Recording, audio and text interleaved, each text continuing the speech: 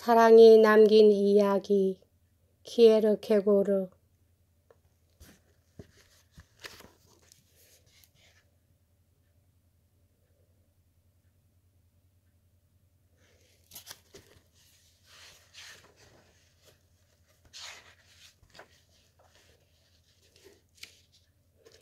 키에르케고르.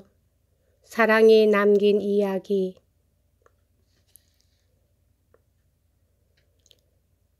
(1966년 10월) 박종홍. 우선 반갑다.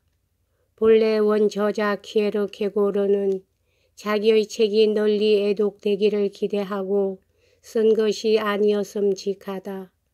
그러나 그가 죽은 뒤부터 세월이 흐를수록 그의 저서는 판을 거듭하게 되었고 마침내는 양의 동서를 막론하고 양식 있는 독자에게 회자되는 교양서가 되었다.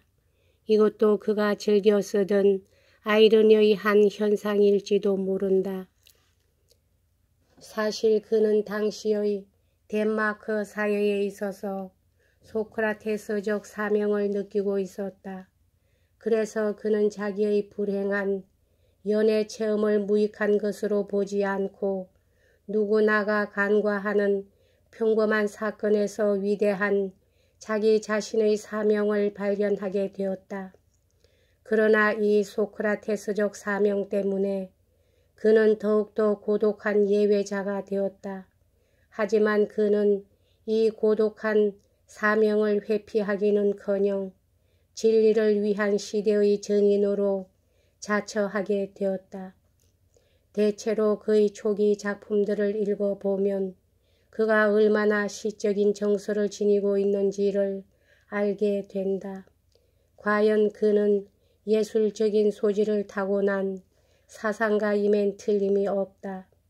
그는 특히 고전을 애독했기 때문에 사색의 넓이와 깊이에 있어서 뛰어난 재능을 겸비하고 있었다.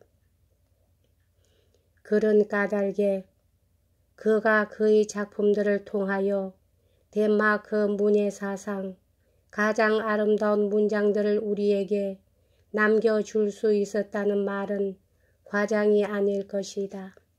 그처럼 그는 그의 모국어를 사랑했고 자기의 조국을 사랑했다. 그렇다고 해서 그가 외국어를 모르거나 싫어한 것은 아니었다. 오히려 누구보다도 그는 외국어의 조예가 깊었고 또한 능숙했다. 하지만 그는 남과 달리 외국어로 저술하려고는 하지 않았다. 그도 후진국의 한 국민으로서 문화적인 열등감을 느꼈을지도 모르나 그의 사명은 능히 이러한 후진성을 극복하고 인간 본래의 물음을 한없이 추구할 수 있었다. 따라서 덴마크 사람들이 오늘날 그들의 근대화를 위한 공로자로 군트비와 키에르케고르를 든다면 전자는 향외적인 실천가였고 후자는 향내적인 사상가였다고 말할 수 있을 것이다. 아직 우리나라에서 키에르케고르의 전집이 간행되지 못하고 있으나 그래도 꾸준히 정진하는 학도들이 있어서 서로 협동하여 충실한 번역서를 출간하리라 믿는다. 다행히 강학철 군의 이 번역은 강 군의 모든 정력을 기울인 작품으로 그 노고를 인정하지 않을 수 없다. 비단 독서를 즐기는 교양인이나 전문적인 학도뿐만 아니라 일반 종교인에게도 이 작품의 진가를 알리고 싶다. 왜냐하면 이 작품 속에 묘사된 아브라함의 실존이야말로 현대를 누비고 있는 실존주의 문학이나 실존 철학 그리고 위기신학이라 불려지는 현대 변정법 신학의 근본 문제들을 이해하는 길잡이가 되겠기에 말이다. 1966년 10월 박종홍.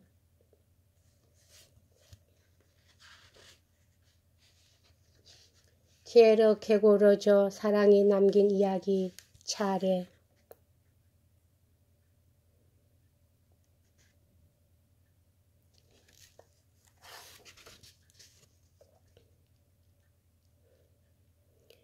타르키니우스 스페르버스가 그의 뜰에서 양귀비꽃 열매로 암시한 것을 그의 아들은 이해하였으나 사자는 그 뜻을 이해하지 못하였다. 하만. 서은. 상업계에 있어서뿐만 아니라 관념계에 있어서도 현대야말로 사실상 떨이의 싸구려 판이 되고 말았다. 최후에는 상품의 값을 붙일 사람이 있을지 의심될 정도로 헐값으로 모든 것을 살 수 있게 되리라. 양심적으로 근대 철학의 뜻깊은 진행을 득점에 따라 셈하는 모든 사변적인 당구장 사동, 모든 사강사, 복습교사, 대학생, 그리고 모든 철학의 세방꾼이나 철학의 막사리꾼까지도 모든 것을 의심하는데 머물러 있지 않고 앞으로 나아간다.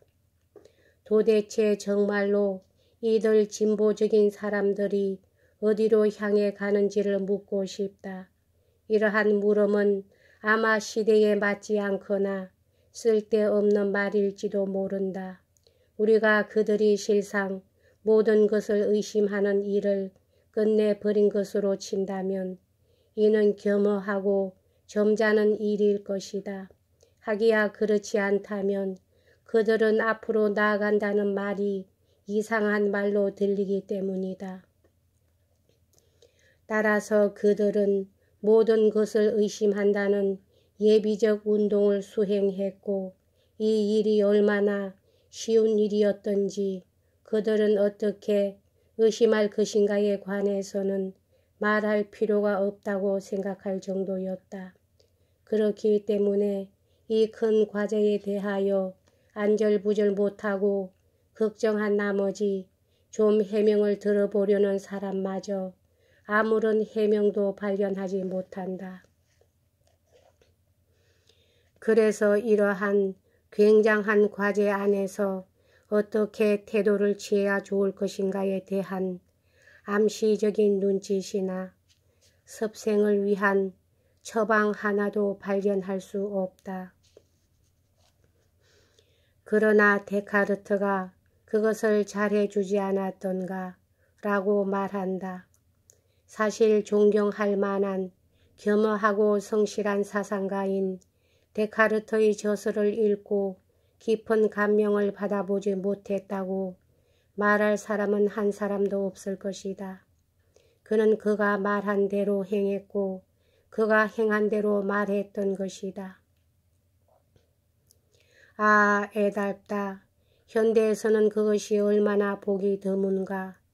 데카르트는 그가 친히 충분하게 누차 반복한 바와 같이 신앙에 관해서는 의심하지 않았다.